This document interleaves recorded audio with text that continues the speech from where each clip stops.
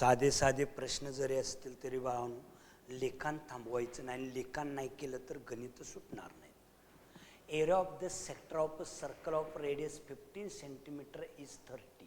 म्हणजे 15 सेंटीमीटर ज्या सर्कलची रेडियस आहे त्या सर्कलच्या सेक्टरचा एरिया 30 सेंटीमीटर स्क्वेअर दिलाय 30. Find the length of the arc means L काढा. आता यल काढायचं आहे.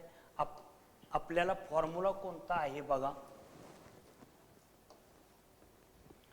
L is equal to A दिलाय A by pi R square into 2 pi R. L is equal to भागलेला आहे त्यानं गुणलं.